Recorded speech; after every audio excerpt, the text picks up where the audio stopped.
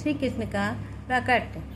जब परम शोभायमान और सर्वगुण संपन्न घड़ी आई, चंद्र रोहिणी नक्षत्र में आया, दिशा में स्वच्छ हुई, आकाश निर्मल हुआ, नदी का नीर निर्मल हुआ, वन में पंछी और भंवरे गुनगुनाने लगे, शीतल सुगंधित पवित्र हवा में बहने लगे, महात्माओं के मन प्रसन्न हुए, स्वर्ग में दुंदुभी बजने लगी, मुनि और देवगण आनंद से पुष्प वृष्टि करने लगे और परम पवित्र समय आ पहुंचा। भादो मास के कृष्ण पक्ष की अष्टमी की मध्य रात्रि का समय संपन्न हुआ और कमल नयन चतुर्भुज नारायण भगवान बालक का स्वरूप लेकर वसुदेव देवकी के समक्ष प्रकट हुए।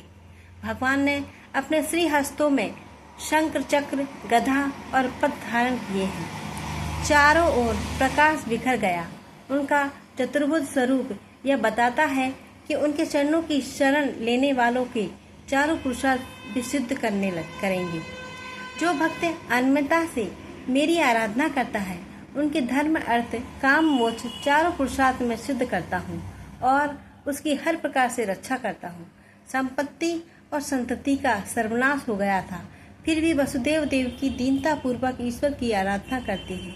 प्रभु ने कहा, मेरे चतुर्भुज स्वरूप का दर्शन कर लीजिए और 11 वर्ष तक मेरा ध्यान करते रहिए, मैं अवश्य आपके पास आऊँगा। भगवान का चतुर्भुज स्वरूप अदृश्य हो गया और 2 छोटे छोटे हाथों वाले कन्हैया प्रकट हुए। बाल कन्हैया लाल की जय। प्रभु प्रत्यक्ष प्रकट हो जाए फिर भी ध्यान की तो आवश्यकता बनी ही रहती है। ज्ञान दीप प्रकट होने के बाद भी एकाध इंद्रिय द्वार खुला रह जाने पर विश्व रूपी पवन प्रविष्ट होकर ज्ञान दीप को बुझा देता है। इस ज्ञान मार्ग में कई बाधाएं आती रहती हैं। भक्ति मार्ग बड़ा सरल है।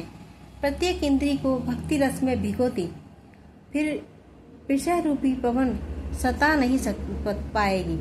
जब 11 इंद्रियां ध्यान में एकाग्र हो जाती हैं, तब प्रभु का साक्षात्कार होता है।